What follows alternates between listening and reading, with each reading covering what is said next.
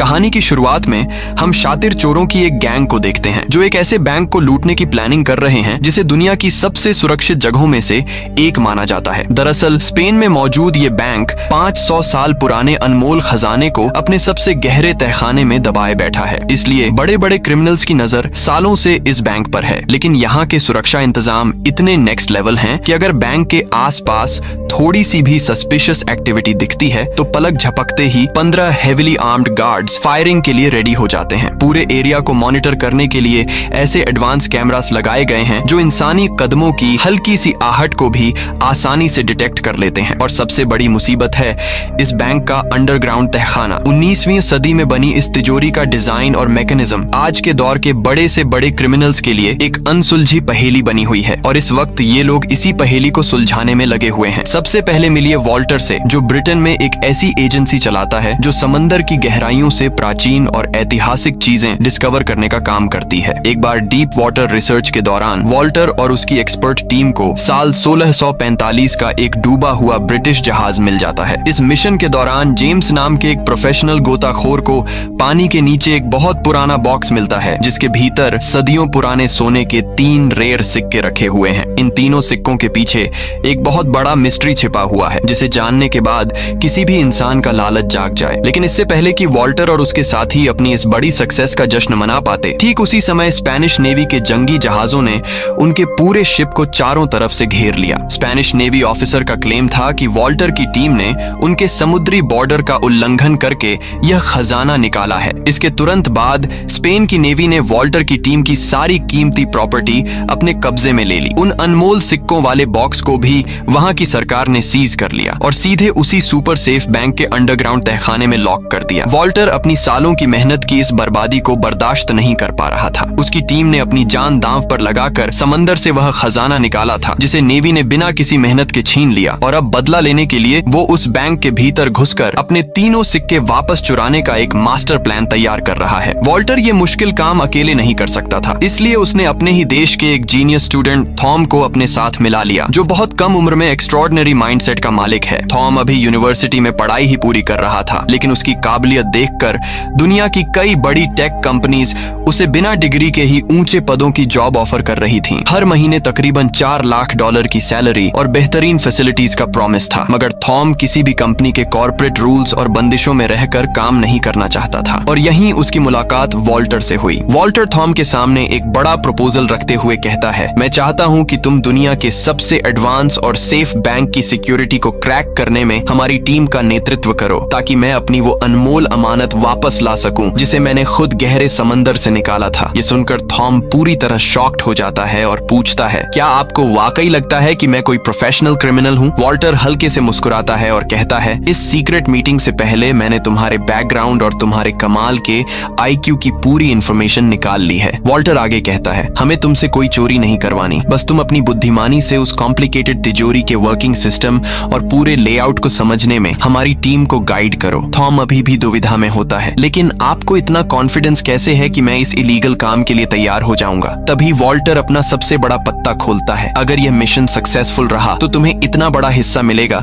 कि तुम्हारी आने वाली कई पीढ़ियां भी बिना कुछ किए ऐश की जिंदगी झेंगी। इतना कहकर वो स्पेन का एक हवाई टिकट टेबल पर छोड़ देता है और वहां से चला जाता है। थॉम घर लौटकर इंटरनेट पर बैंक ऑफ स्पेन के बारे में छानबीन करता है और पता चलता है कि इसकी तिजोरी दुनिया की सबसे उलझी हुई तिजोरी है जिसे आज तक कोई नहीं तोड़ पाया। यह चैलेंज देखकर थॉम का इंटरेस्ट और बढ़ जाता है और वो वॉल्टर के साथ जाने का फैसला कर लेता है। अगले दिन पिता को कॉल करके बताता है और फिर फ्लाइट पकड़कर मैड्रिड एयरपोर्ट पहुंच जाता है। वहां उसकी मुलाकात लोरेन से होती है। लोरेन वॉल्टर की शातिर एजेंट थी जो हर मिशन पर अपनी पहचान बदल लेती थी। लोरेन उसे बैंक ऑफ स्पेन के ठीक सामने वाली एक ऊंची बिल्डिंग में ले जाती है जहां वॉल्टर उसका वेलकम करता है और बताता है कि यहीं से पूरे ऑपरेशन को कंट्रोल किया जाएगा। वहां क्लाउस नाम के एक कंप्यूटर हैकर से थॉम की मुलाकात होती है। वॉल्टर बताता है कि पूरे मिशन को जेम्स लीड करेगा। तभी साइमन नाम के शख्स की एंट्री होती है जिसकी खासियत थी कि वो किसी भी चीज को पल भर में ढूंढ निकालता था। वॉल्टर बैंक की मेन तिजोरी क्रैक करने की जिम्मेदारी सीधे थॉम को सौंप देता है। ये सुनकर जेम्स भड़क जाता है क्योंकि उसका कहना था कि थॉम को ऐसे खतरनाक कामों का कोई एक्सपीरियंस नहीं है। वॉल्टर उसकी बात अनसुनी कर क्लाउस से मिशन का अपडेट पूछता है। क्लाउस बताता है कि बैंक का पूरा टेलीफोन सिस्टम तो हैक हो गया है, लेकिन इंटरनल सिस्टम में घुसने के लिए एक सीक्रेट पासवर्ड चाहिए। रैंडम नंबर्स डालकर बाईपास करने करने में 100 करोड़ से भी ज्यादा कॉम्बिनेशंस ट्राई करने पड़ते, जो नामुमकिन था। तभी थॉम एक आइडिया देता है कि जो बैंक स्टाफ अभी छुट्टी पर है उसे बैंक के किसी ऑफिशियल नंबर पर कॉल करो और खुद को बैंक ऑफ स्पेन के कस्टमर केयर या वॉइसमेल सर्विस का एजेंट बताओ। फिर उनसे कहो कि आपके अकाउंट पर एक अर्जेंट मैसेज आया है, जिसे सुनने के लिए कृपया बीप के बाद अपना सीक्रेट पासवर्ड एंटर करें। शुरुआत में टीम के बाकी मेंबर्स को लगता है कि यह बहुत ही बचकाना आइडिया है, पर हैरानी की बात यह होती है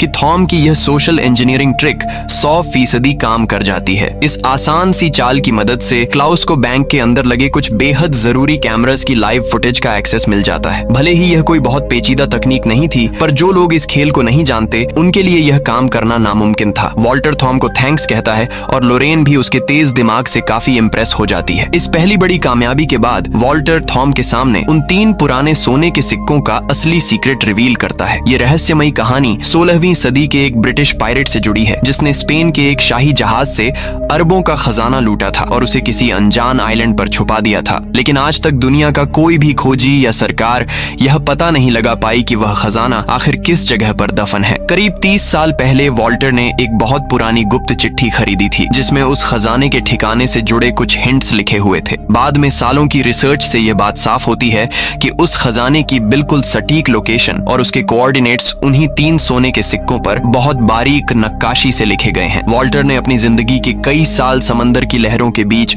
उन कीमती सिक्कों को खोजने में दांव पर लगा दिए थे, मगर अफसोस वही सिक्के अब स्पेन सरकार के कब्जे में दुनिया के सबसे सिक्योर बैंक के लॉकर में बंद हैं। वॉल्टर अपनी टीम के सामने वादा करता है कि अगर यह हाइस्ट सक्सेसफुल रही तो खजाने का एक एक हिस्सा सभी में बराबर डिवाइड कर दिया जाएगा। वह थॉम को यह भरोसा भी दिलाता है कि अगर वे किसी वजह से अनसक्सेसफुल भी रहे तो भी उसकी मेहनत और कीमती समय के बदले एक बड़ा अमाउंट पे किया जाएगा। एक लंबी ब्रेनस्टॉर्मिंग के बाद पूरी टीम मिलकर बैंक के अंदर घुसने का पहला फुल प्रूफ ब्लूप्रिंट रेडी करती है। प्लान के मुताबिक सबसे पहले वे बैंक का स्टाफ बनकर एक इंडस्ट्रियल क्लीनिंग कंपनी को कॉल करते हैं और उन्हें झूठी इंफॉर्मेशन देते हैं कि बैंक के अलार्म सिस्टम में टेक्निकल फॉल्ट आ गई है, जिसकी वजह से कुछ दिनों के लिए साफ सफाई का काम सस्पेंड किया जा रहा है। इसके तुरंत बाद साइमन और थॉम उसी क्लीनिंग कंपनी के फेक एम्प्लॉई बनकर सीधे बैंक के मेन गेट पर पहुंच जाते हैं। दोनों अपनी एक्टिंग इस कदर परफेक्टली निभाते हैं कि वहां तैनात सिक्योरिटी गार्ड्स को जरा सा भी डाउट नहीं होता। वे बहुत आसानी से सिक्योरिटी चेक क्लियर करके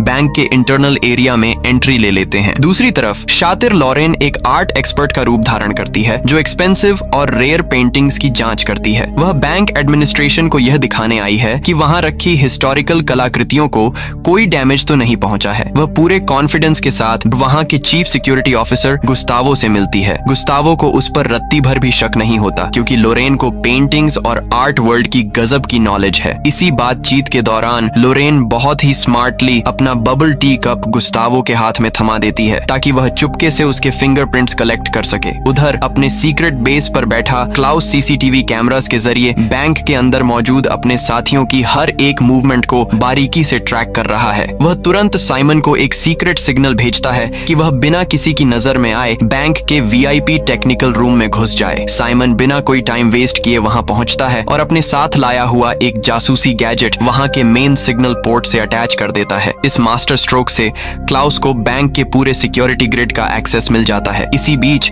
एक सिक्योरिटी गार्ड लॉरेन को सीधे बैंक प्रेसिडेंट के कैबिन में ले जाता है, जहां उसे कुछ कीमती पेंटिंग्स की री एग्जामिनेशन करनी है। जैसे ही गार्ड वहां से हटता है, लोरेन पलक झपकते ही अपना खास इलेक्ट्रॉनिक टूल निकालती है और तेजी से पेंटिंग को स्कैन करने लगती है। क्लाउस इस दौरान एक बहुत बड़ा रिस्क लेता है। वह कैमरास की लाइव फुटेज की स्पीड स्लो करके उसे इस तरह एडिट करता है कि कंट्रोल रूम में बैठे मॉनिटर्स को यही लगे कि लोरेन अभी भी शांति से पेंटिंग का मुआयना कर रही है। लेकिन हकीकत यह थी कि लोरेन उस कैबिन में तिजोरी की मेन चाबी का सीक्रेट ठिकाना ढूंढ रही थी। उसने एक एडवांस 3D स्कैनर डिवाइस से उस चाबी का हूबहू डिजिटल क्लोन तैयार कर लिया। वह पहली चाबी की कॉपी बनाने का काम पूरा ही करती है कि अचानक कमरे का दरवाजा खुलता है और खुद बैंक प्रेसिडेंट अंदर आ धमकता है। बैंक प्रेसिडेंट के अचानक आने से खतरा बहुत बड़ा हो जाता है, क्योंकि क्लाउस ने कैमरास पर जो slow motion video loop set किया था उसका टाइम अब खत्म होने वाला था। अगर सिक्योरिटी टीम को असली लाइव फीड और बदली हुई फुटेज के बीच का फर्क समझ आ जाता तो उनका पूरा हाइस्ट उसी पल तबाह हो जाता। लेकिन इस मुश्किल घड़ी में भी लोरेन गजब का प्रेजेंस ऑफ माइंड दिखाती है। वह बैंक प्रेसिडेंट से बेहद शालीनता से कहती है कि सर,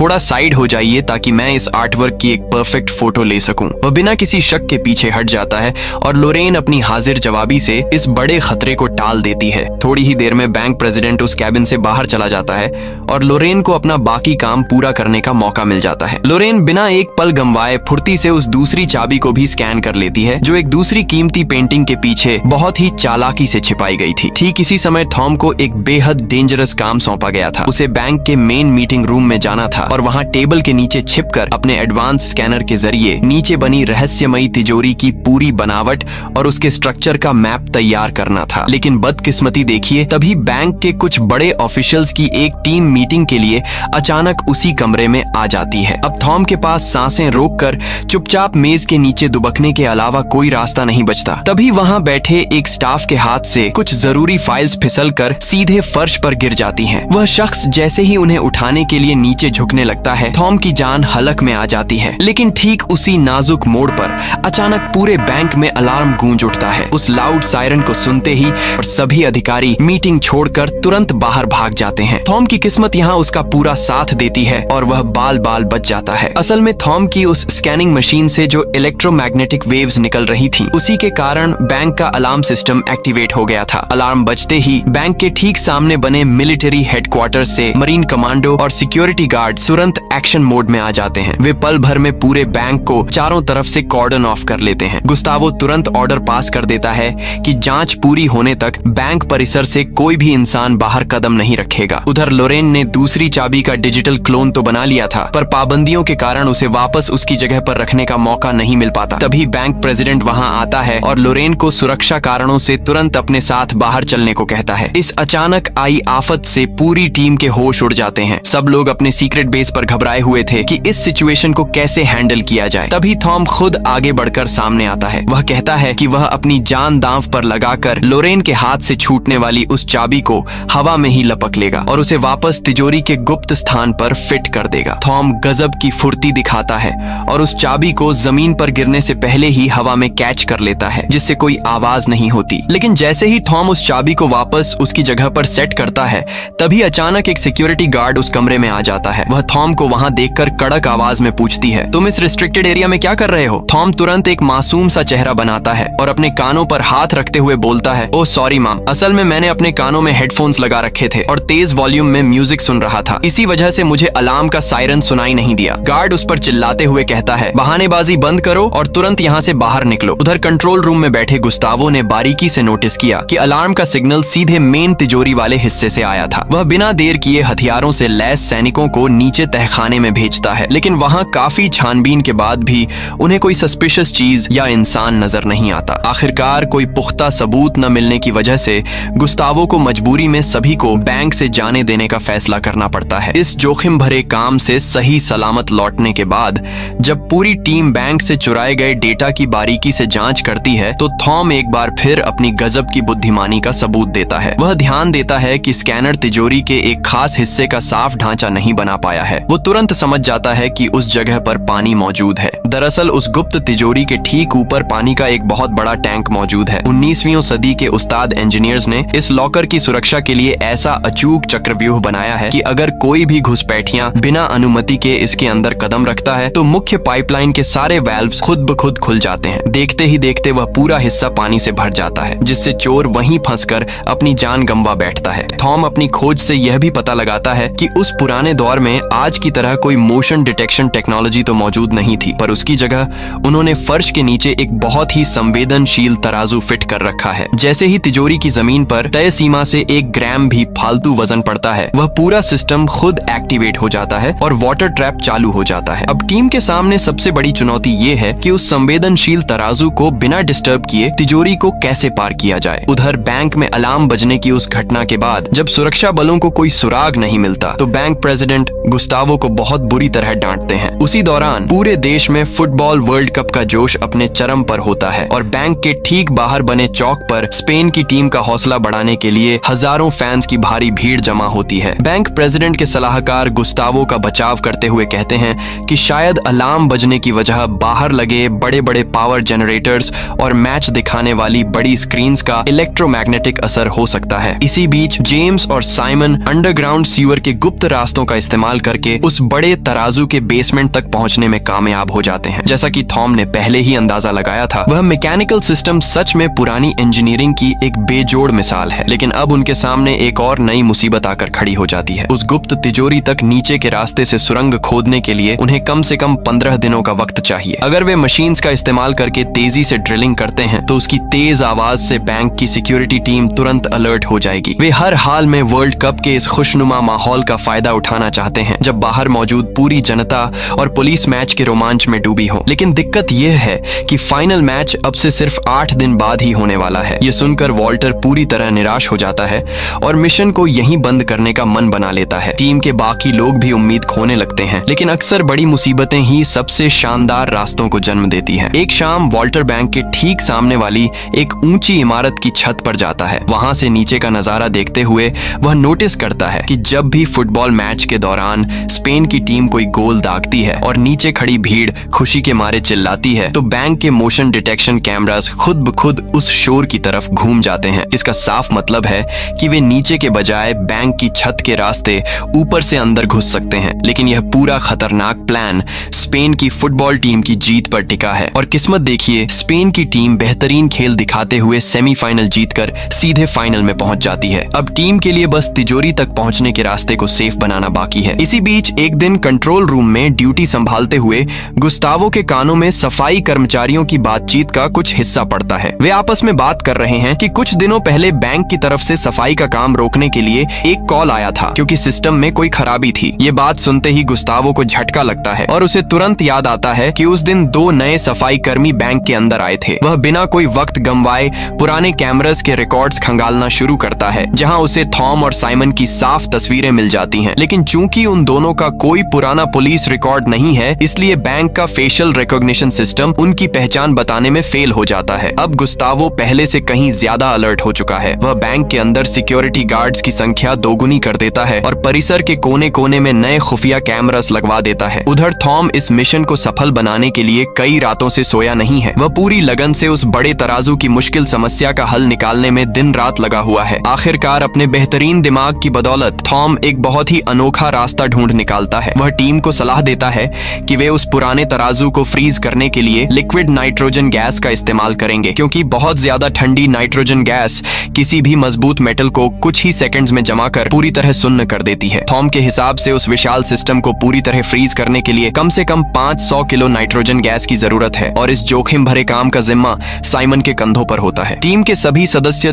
थॉम के इस प्लान पर अपनी सहमति जताते हैं और मिशन का अंतिम काउंटडाउन शुरू हो जाता है। सबसे पहले वे गुस्तावो के चुराए गए फिंगरप्रिंट से उसका एक हूबहू नकली क्लोन तैयार करते हैं। इसके बाद तिजोरी के मुख्य दरवाजों को अनलॉक करने के लिए दोनों चाबियों की डुप्लीकेट कॉपीज भी बना ली जाती हैं। इसी बीच वॉल्टर चुपचाप 3 नकली सोने के सिक्के भी तैयार करवा लेता है। ये नकली सिक्के आगे चलकर क्या खेल दिखाने वाले हैं, ये आपको कहानी के लास्ट में पता चलेगा। आखिरकार वह दिन आ ही जाता है जब स्पेन और नेदरलैंड्स की टीम्स के बीच फुटबॉल वर्ल्ड कप का फाइनल मुकाबला खेला जाना है। इसी मुकाबले की आड़ में देश के इतिहास की सबसे सनसनीखेज डकैती को अंजाम दिया जाने वाला है। बाहर मुख्य चौक पर लाखों की बेकाबू भीड़ बड़ी बड़ी स्क्रीन के सामने अपनी टीम का हौसला बढ़ाने के लिए जमा हो चुकी है। टीम का हर एक मेंबर अपनी अपनी पोजीशन पर पूरी तरह मुस्तैद है। थॉम, लोरेन और जेम्स बैंक के ठीक सामने वाली इमारत की छत से रस्सियों के सहारे हवा में झूलते हुए बैंक की छत पर उतरते हैं और एक स्पेशल कटर से कांच काटकर खामोशी से रस्सियों के जरिए नीचे मुख्य लॉबी में उतर जाते हैं। सिक्योरिटी गार्ड्स की हर एक मूवमेंट पर क्लाउस अपने ठिकाने से पैनी नजर रखे हुए हैं और सही समय पर उन्हें आगे बढ़ने के सीक्रेट सिग्नल्स भेज रहा है। उसकी सटीक गाइडेंस की वजह से वे तीनों बिना किसी की नजर में आए सिक्योरिटी को चकमा देते हुए आगे बढ़ते चले जाते हैं। इसके बाद वे वेंटिलेशन डक्ट के संकरे रास्तों से होते हुए मुख्य तिजोरी की तरफ बढ़ते हैं। इस फाइनल मैच के रोमांच के बीच भी गुस्तावो की नजरें टस से मस नहीं हो रही हैं। उसे पूरा अंदेशा है कि शातिर चोर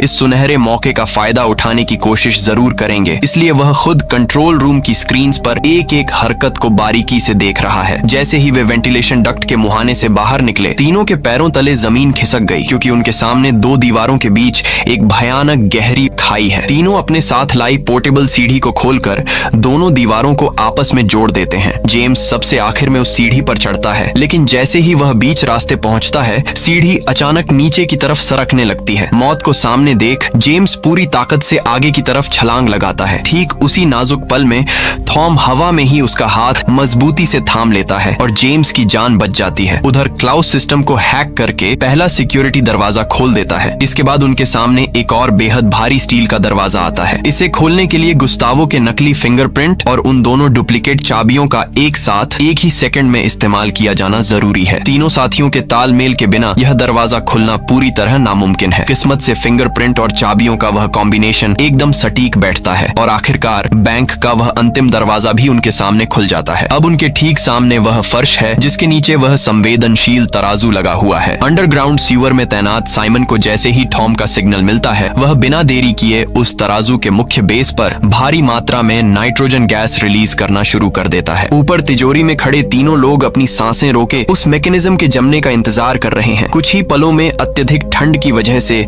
वह तराजू पूरी तरह फ्रीज होकर एक जगह स्थिर हो जाता है। थॉम सबसे पहले हिम्मत दिखाकर उस फर्श पर कदम रखता है। जब सब कुछ सुरक्षित लगता है तो बाकी दोनों भी अंदर दाखिल हो जाते हैं और उन 3 सोने के सिक्कों वाले पुराने डिब्बे को तलाशने लगते हैं। इसी दौरान गुस्तावो स्क्रीन पर देखता है कि मुख्य लॉबी के कुछ अहम सेंसर्स अचानक ऑफ हो गए हैं। वह तुरंत सिक्योरिटी टीम को वहां भेजता है, जिन्हें छत पर हुआ वह सुराख मिल जाता है। गुस्तावो पल भर में समझ जाता है कि चोर बैंक के भीतर घुस चुके हैं और वह तुरंत सेना को बुलाकर पूरे बैंक की नाकेबंदी का आदेश दे देता है। इसी बीच तिजोरी के भीतर एक और मुसीबत आ जाती है। नीचे बेसमेंट में छोड़ी गई नाइट्रोजन गैस का असर अब धीरे धीरे कम होने लगा है और वह तराजू दोबारा एक्टिवेट होने की कगार पर है। तभी अचानक लोरेन की नजर उस अलमारी पर पड़ती है और उसे वह पुराना डिब्बा मिल जाता है। लेकिन जैसे ही लोरेन उस डिब्बे को अपने हाथ में लेती है, जेम्स अचानक अपनी जेब से गन निकालता है और उन दोनों के सीने पर तान देता है। वह ठंडे लहजे में लोरेन से वह डिब्बा उसके हवाले करने को कहता है। असल में जेम्स ब्रिटिश सरकार का एक सीक्रेट एजेंट है जो उस ऐतिहासिक खजाने को वापस अपने देश ले जाने के मिशन पर है। इसी खींचतान में वह तराजू पूरी तरह एक्टिव हो जाता है। खतरे को भांपते हुए लोरेन वह डिब्बा तुरंत जेम्स की तरफ उछाल देती है और थॉम का हाथ पकड़कर बाहर की ओर भागने की कोशिश करती है, लेकिन तब तक बहुत देर हो चुकी होती है। तिजोरी का भारी स्टील का दरवाजा पूरी रफ्तार से बंद हो जाता है और वे तीनों उस काल कोठरी में कैद हो जाते हैं। दीवारों में लगे मुख्य पाइप से पानी का भयानक बहाव शुरू हो जाता है और वह तिजोरी तेजी से एक स्विमिंग पूल में बदलने लगती है। बाहर सेना के जवान भी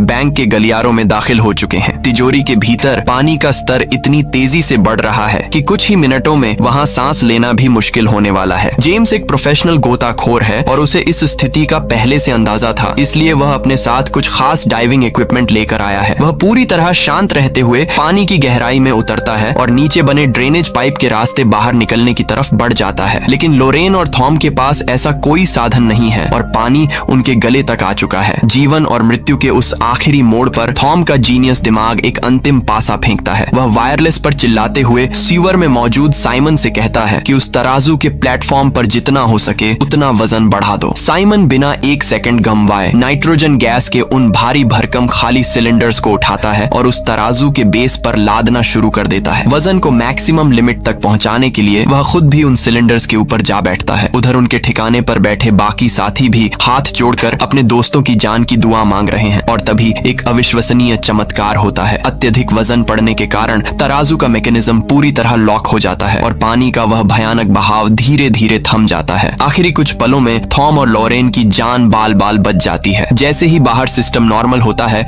सेना के जवान और गुस्तावो भारी हथियारों के साथ तिजोरी का दरवाजा खोलकर भीतर दाखिल होते हैं। लेकिन वहां कदम रखते ही उन सब के होश उड़ जाते हैं। वहां कोई इंसान या खजाना नहीं होता, सिर्फ एक बिल्कुल खाली तिजोरी होती है। गुस्तावो अपनी पूरी जिंदगी की सर्विस में पहली बार इतना बेबस महसूस कर रहा है, क्योंकि वह यह समझ ही नहीं पा रहा कि वे शातिर चोर हवा में गायब कैसे हो गए। कुछ देर छानबीन के बाद गुस्तावो को आखिरकार यह सुराग मिल जाता है कि वे शातिर चोर पानी की मुख्य पाइपलाइन और छत के वेंटिलेशन डक्ट के रास्ते वहां से भाग निकले हैं। गुस्तावो को पूरा यकीन है कि चोर अभी भी बैंक की सीमा के आसपास ही होंगे, इसीलिए वह अपनी पूरी फोर्स को उन्हें छप्पे छप्पे पर तलाशने का हुक्म दे देता है। दूसरी तरफ थॉम और लोरेन एक बार फिर उसी संकरे वेंटिलेशन के रास्ते रेंगते हुए तेजी से आगे बढ़ रहे हैं। लेकिन अब संकट यह है कि क्लाउस कैमरास के जरिए उनकी कोई मदद नहीं कर पा रहा है, क्योंकि सैनिकों ने बैंक के सभी निकास द्वारों को पूरी तरह ब्लॉक कर दिया है। तभी इस मुश्किल घड़ी में लोरेन को अचानक तीसरी मंजिल पर मौजूद भागने का एक गुप्त गुप्त रास्ता याद आता है। वह बिना वक्त गंवाए थॉम को अपने पीछे आने का इशारा करती है। गार्ड्स अब उनके बिल्कुल करीब पहुंच चुके हैं। दोनों फुर्ती दिखाते हैं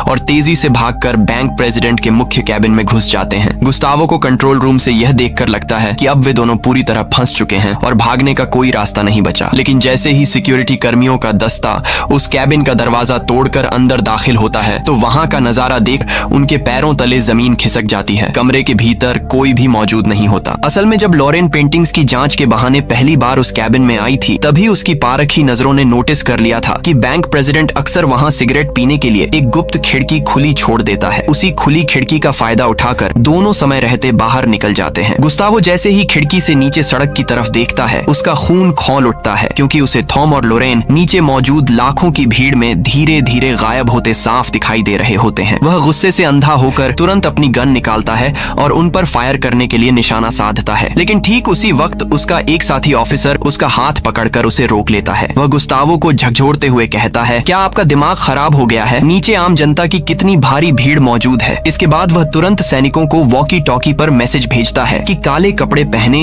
उन दोनों संदिग्धों को उस भीड़ में से ढूंढकर बाहर निकालो। लेकिन थॉम और लोरेन इस सिचुएशन के लिए पहले से ही तैयार हैं। वे भीड़ में कदम रखते ही पलक झपकते अपने काले कपड़े उतारकर फेंक देते हैं और आम फुटबॉल फैंस की तरह दिखने लगते हैं। अपनी पहचान छिपाने के लिए दोनों भीड़ के बीच एक प्रेमी जोड़े की तरह एक दूसरे को गले लगा लेते हैं। सैनिक उनके इस झांसे में आ जाते हैं और उन्हें पहचान नहीं पाते, जिसके कारण आखिरकार सेना को हार माननी पड़ती है। इस मिशन के कुछ समय बाद वॉल्टर इंग्लैंड की धरती पर मार्गरेट नाम की एक हाई प्रोफाइल महिला से मिलने पहुंचता है। मार्गरेट और जेम्स दोनों असल में ब्रिटिश खुफिया एजेंसी के बेहद शातिर सीक्रेट एजेंट्स हैं। वॉल्टर वहां उन 3 सोने के सिक्कों से मिलने वाले खजाने के हिस्से पर बात करने के इरादे से आया है, लेकिन मार्गरेट कड़े शब्दों में उसे कोई भी हिस्सा देने से साफ इनकार कर देती है। जेम्स उन तीनों सिक्कों को सुरक्षित अपने देश ले आया है और उसने वहां के एक बड़े प्रोफेसर को उन सिक्कों पर उकेरे गए खजाने के गुप्त कोऑर्डिनेट्स का पता लगाने के काम पर लगा दिया है। लेकिन जेम्स और उसकी एजेंसी इस बात से पूरी तरह अनजान है कि वॉल्टर को जेम्स की वफादारी पर बहुत पहले से ही शक हो गया था। इसीलिए वॉल्टर ने बैंक के भीतर ही लोरेन की मदद से उन असली सोने के सिक्कों को बहुत चालाकी से बदलकर उनकी जगह हूबहू दिखने वाले नकली सिक्के रखवा दिए थे। उन नकली सिक्कों पर जो दिशा निर्देश खुदे हैं वे पूरी तरह गलत और फर्जी हैं। जब जेम्स और मार्गरेट को इस धोखे का एहसास होता है तो उनके गुस्से का ठिकाना नहीं रहता। दूसरी तरफ फ्रांस के पश्चिमी हिस्से में स्थित एक खूबसूरत आइलैंड पर वॉल्टर की पूरी टीम इस कामयाबी का जश्न मना रही है। इस बीच थॉम ने अपनी असाधारण प्रतिभा से हवाई जहाज उड़ाने का ऑफिशियल पायलट लाइसेंस भी हासिल कर लिया है। तभी शातिर लॉरेन अपनी जेब से वे असली सोने के 3 सिक्के निकालती हैं और थॉम उन पर अंकित सही दिशा निर्देशों को कंप्यूटर सिस्टम में दर्ज करके खजाने की असली लोकेशन ट्रैक करता है। जैसे ही खजाने का असली ठिकाना स्क्रीन पर सामने आता है वे सब के सब हैरान रह जाते हैं, क्योंकि वह अरबों का खजाना खुद इंग्लैंड के एक सबसे बड़े सेंट्रल बैंक के भीतर दफन है। वह बैंक भी